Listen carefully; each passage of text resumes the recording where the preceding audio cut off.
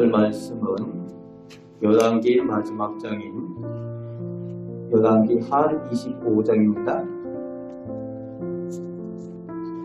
유다왕 여호야긴과 백성들의 대다수가 바벨론으로 끌려가고 여호야긴의 숙부인 시드기야가 바벨론에 의해서 유다의 왕으로 세워지지만 바벨론을 이 시드기야가 배반을 하였습니다.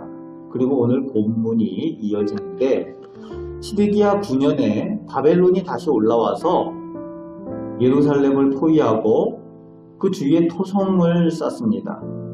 완전히 차단을 하는 거죠. 외부와의 통행을 차단하고 그리고 그 양식을 차단을 하는 겁니다. 2년 동안 포위를 합니다. 그나마 버텼지만 기근까지 듭니다. 그러니까 양식이 떨어져서 더 이상 버틸 수가 없는 거죠. 거기다가 계속적인 공격도 끊이지 않습니다. 그러니까 이제 성벽이 파괴되고 왕과 그 남은 모든 군사가 밤에 몰래 도망을 가게 됩니다. 하지만 5절 말씀에 여리고에서 갈대아 군사들에게 왕이 잡히고 모두 흩어지게 됩니다. 라블라에 끌려가서 7절 말씀에 보면은 시드기야가 눈앞에서 자식들이 죽임을 당하고 두 눈을 빼인 채로 바벨론으로 끌려갔다라고 본문은 기록하고 있습니다. 유다의 마지막 왕의 최후입니다. 하나님께 사랑받았던 다윗의 왕가가 하나님께서 주신 그 축복을 유지 못하고 비참하게 끝나는 오늘 본문의 내용을 우리가 보게 됩니다. 하나님께 특별한 사랑과 은혜를 받았음에도 불구하고 그 사랑을 감사하지 못하고 그 은혜를 기억하지 못하고 유지하지 못하기 때문에 이렇게 끝이 좋지 못한 거죠. 오늘 우리도 하나님께 받은 그 축복과 은혜들을 우리가 잘 유지하는 게 중요합니다.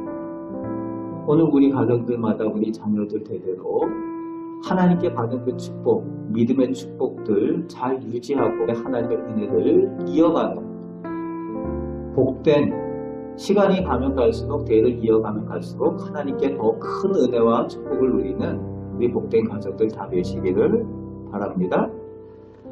그리고 8절에서 12절까지 유다의 수도 예루살렘이 함락이 되고 성벽이 완전히 붕괴되는 내용이 납니다. 불타는 내용이 나옵니다. 왕궁이 불탑니다. 여호야긴 때 다 잡아갔는데 사람들을 또 그나마 남아있던 사람들 중에서 조금 더 쓸만한 사람이 있다라고 해서 그것들 다 잡아갑니다.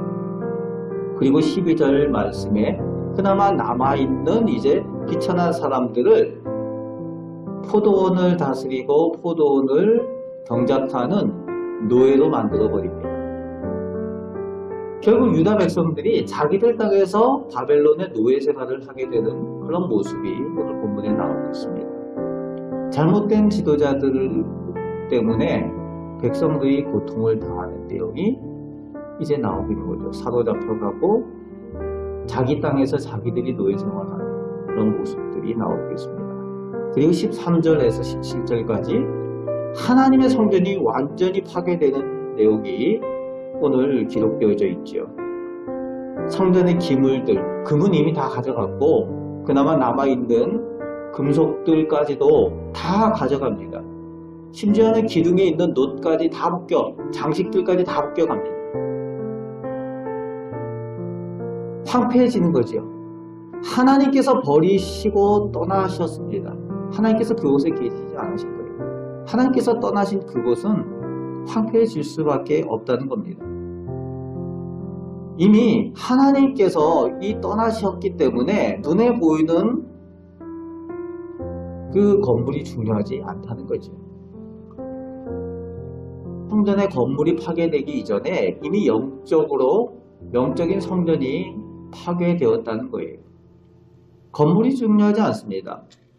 영적인 성전을 이루는 예배하는 성도들의 모임이 하나님 보시기에 선하고 살아있는가가 중요합니다.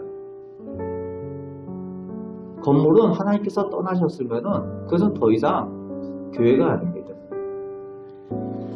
하나님께서 함께 계시는 교회가 중요한 겁니다.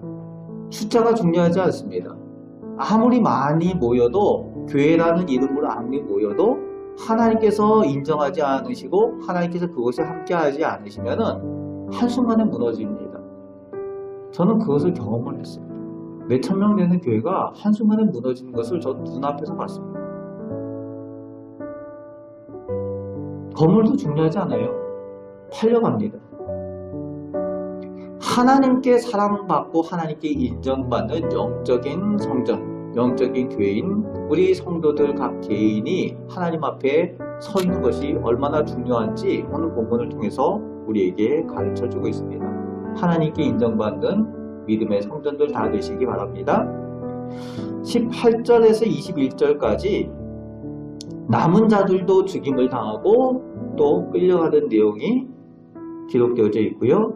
그리고 22절에서 26절까지 바벨론에 의해서 그 대리자로 그달리아가 총독으로 그 땅에 세워지는데, 그 땅에 세워진 그달리아가 하는 내용이 있습니다. 사람들을 모아놓고 하는 얘기가 24절 후반에 보면은 두려워하지 말고 이 땅에 살며 바벨론 왕을 섬기라. 그리하면 너희가 평안하리라 라고 사람들, 백성들에게 종용을 하지요. 잘못됐죠? 누구를 섬기라 그래야 됩니까? 그나마 하나님 앞에 돌아가고 하나님을 섬기라. 그러면 너희가 평안을 얻으리라 이래야 되는데 바벨론 왕을 섬기라 라고 이야기를 하고 있습니다. 전혀 믿음의 모습을 찾아볼 수가 없는, 선택받았던 유다 백성의 모습을 보게 됩니다. 더 이상 믿음조차도 남아있지 않습니다. 대부분 어떤 나라입니까? 이스라엘 백성들이 노예 생활했던 그곳에 유다 백성이 무너지고 나서 유다 백성들이 다시 그곳에 위탁하기 위해서, 자신들을 위탁하기 위해서 애굽으로 가는 겁니다. 그것이 오늘 본문의 유다 백성들의 마지막 모습입니다. 그리고 그것으로 끝나느냐? 열왕기가 27절에서 30절까지 말씀이 또 우리에게 중요한 의미를 주고 있습니다. 시드기야 왕 전에 끌려갔던 유다 왕족 다윗 자손의 왕인 여호야긴이 그 바벨론에 끌려가서 포로로 끌려갔는데 그 바벨론 왕이 그를 대접을 합니다. 그 왕의 그 모습을 회복시켜줘요. 돌아오는 건 아니지만 그 바벨론 땅에서 그를 왕으로 다시 대접을 해줍니다. 이 얘기를 왜 마지막에 기록을 하고 있는가 하면은, 포로 생활을 하고 있는 그 상황에서도 왜 이걸 기록하고 있는가 하면은, 하나님께서 완전한 파괴, 완전한 멸망을 하신 것이 하나님의 마음이 아니시라는 것을 보여주고 있습니다. 하나님께서 다시 이스라엘을, 하나님께서 유다를 다시 회복시키겠다라는 그 기대에 대한 하나님의 마음을 여호야긴을 통해서 보여주면서 오늘 열왕기가 마무리되는 것을 오늘 볼 수가 있습니다. 하나님 앞에 받은 축복들, 믿음의 축복들 잘 유지하기 위해서 우리가 노력하는 것이 중요하다라는 것을 보여주고 있고요. 또 오늘 말씀하여 주시는 내용은 보이는 것이 중요하지 않고, 보이는 건물이 중요하지 않고, 우리 성도들 각 개인이 하나님 앞에 영적인 성전, 성령께서 내주하시는 영적인 성전이 되는 믿음의 사람들이 되어야 된다라는 그 말씀을 또 우리에게 주시고 계십니다. 그리고 절망하고 우리는 끝이 났지만 하나님께서는 다시금 시작하시는 그 희망이 있으신 하나님이시라는 거예요. 하나님께서 새롭게 시작하시고자 하시는 그 내용을 마지막에 전해주고 계십니다. 그래서 하나님만 붙들고 의지하면은 끝인 것 같은데 끝이 아니고, 새로운 시작으로 하나님께서 죽음에서부터 부활하게 하신 그 하나님께서 그 새로운 것을 시작하게 하시는 그런 은혜를 베푸신다는 겁니다. 오늘 본문의 말씀을 기억하며 오늘도 기도하시고 승리하며 나아가시는 우리 성도들 되시기를 주님의 말씀으로 축복합니다. 아멘. 기도하겠습니다. 하나님 감사합니다. 오늘도 저희를 사랑하여 주시며 감사드립니다. 아버지 하나님, 오늘 하나님께서 저희를 사랑하여 주시고 여기까지 인도하여 주셨는데 저희가 받은 사랑과 은혜, 하나님께서 주신 축복들을 기억하며 또 그 축복, 믿음의 축복들을 저희 대대에 이어가게 하여 주시고 하나님께 복받는 우리 가정 다 되게 하여 주옵소서. 시간이 지나고 흘러갈 때에 하나님께 더 큰 복을 받는 우리 가정들 다 되게 하나님 함께 하여 주옵소서. 영적인 성전들이 온전히 세워지는 저희 성도들 개인 되게 하여 주옵소서. 하나님 앞에 사랑받는 성도들 되게 하시고 성령께서 내주하시고 은혜 베푸시는 우리 성도들 다 되게 하여 주옵소서. 하나님께서 오늘도 저희와 함께하여 주시는 줄 믿습니다. 기도할 때에 하나님께서 복을 주시고 은혜 내려 주옵소서.